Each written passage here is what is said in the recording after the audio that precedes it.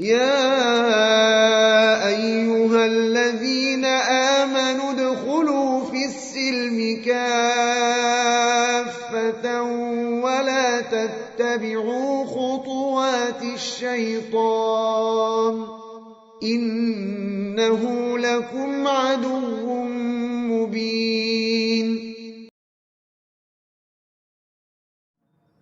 Tempat-tempat yang diharamkan untuk buang hajat.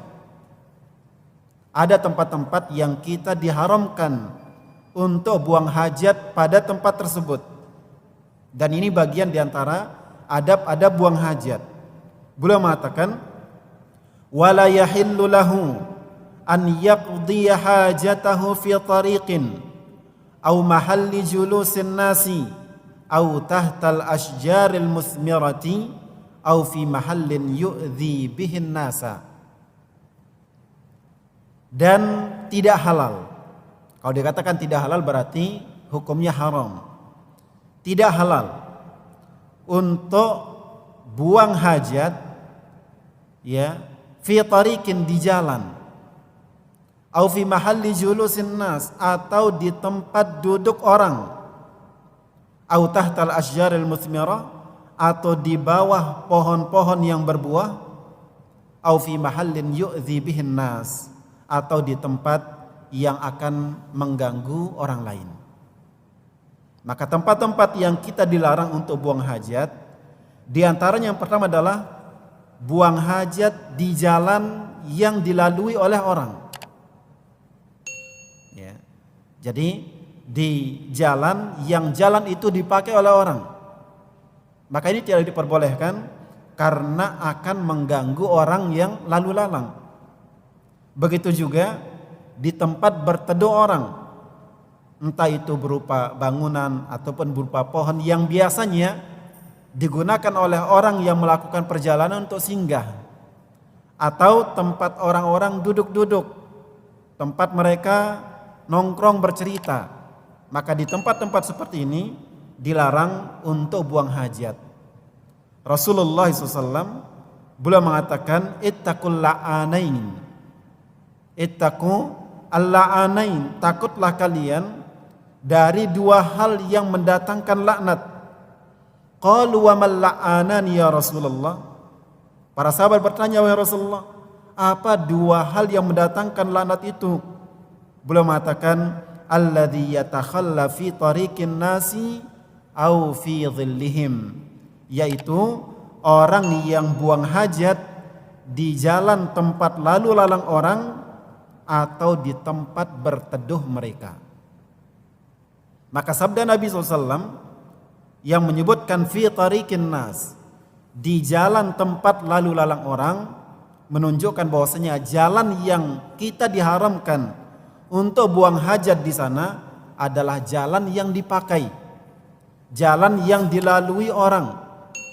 Adapun jalan yang sudah tidak lagi terpakai, maka tidak termasuk di dalam larangan hadis ini. Kemudian yang ketiga, tempat yang dilarang untuk buang hajat adalah di bawah pohon yang berbuah. Karena ini pertama akan mengganggu orang yang kesana untuk memetik buah pohonnya, dan yang kedua bisa jadi buah tersebut akan jatuh di kotoran orang yang buang hajat di sana. Karena alasan ini maka tempat ini juga dilarang. Begitu juga tempat yang keempat yang dilarang untuk buang hajat adalah buang hajat di tempat yang akan mengganggu orang.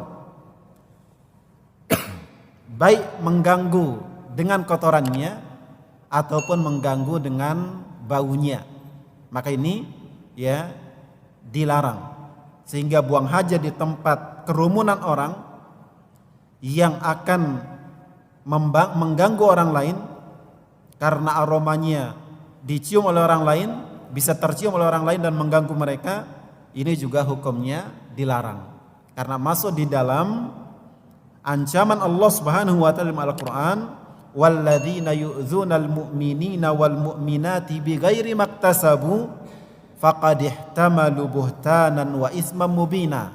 di dalam surah Al-Ahzab ayat 58. Allah berfirman, orang-orang yang mengganggu orang beriman, baik gangguan fisik ataupun gangguan dengan aroma yang tidak baik, orang-orang yang mengganggu orang beriman, baik laki-laki ataupun perempuan, bukan karena mereka bersalah, faqad ihtamalu buhtanan wa ismam mubina, sungguh mereka telah memikul dosa yang jelas.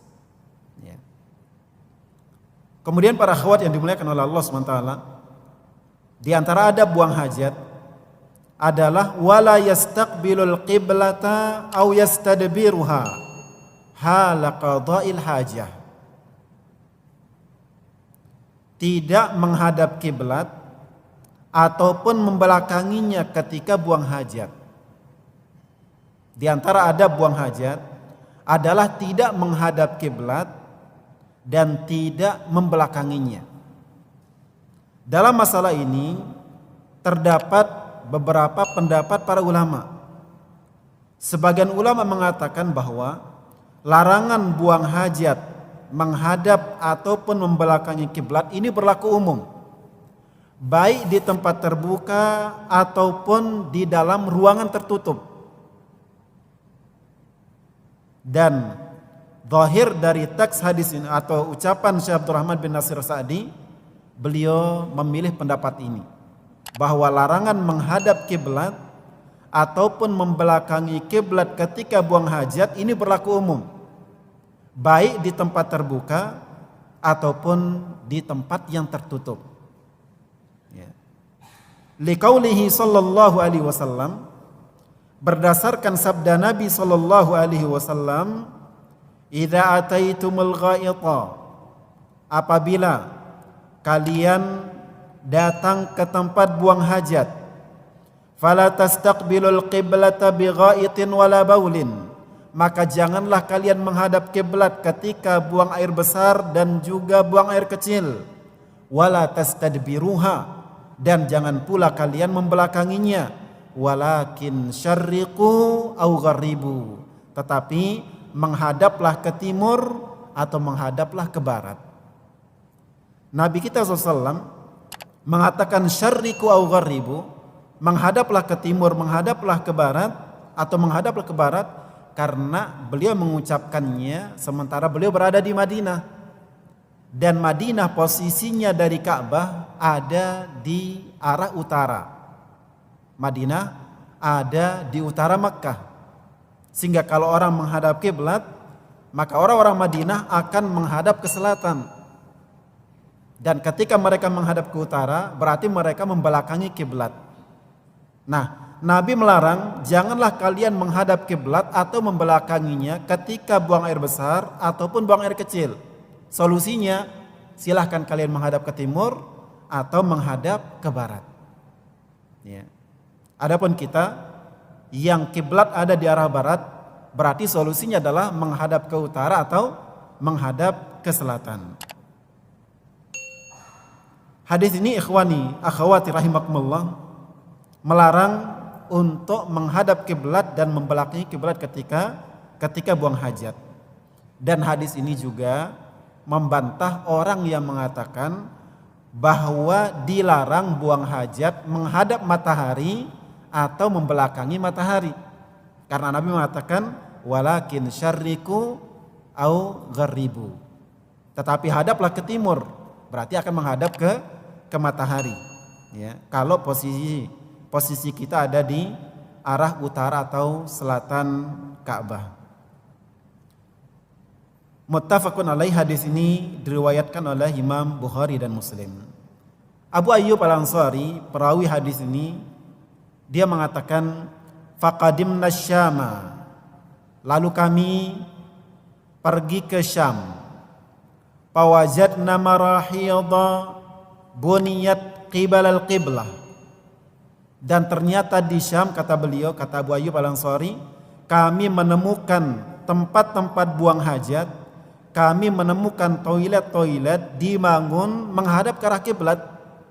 Jadi ada bangunan tempat buang hajat, ternyata ya arah bangunan tersebut menghadap ke arah kiblat. Fananharifu wa nastaghfirullah ta'ala. Maka kami pun berpaling, tidak mengikuti arah bangunannya, dan kami memohon ampun kepada Allah Subhanahu wa ta'ala. Nah, ucapan Abu Ayyub Al-Ansari ini menunjukkan bahwa larangan menghadap kiblat ketika buang hajat juga berlaku sekalipun berada di dalam bangunan, sekalipun berada di dalam ruangan. Sehingga hadis ini menunjukkan larangan menghadap kiblat atau membelakanginya ketika buang hajat bersifat umum, baik di tempat terbuka ataupun di tempat yang tertutup seperti dalam bangunan.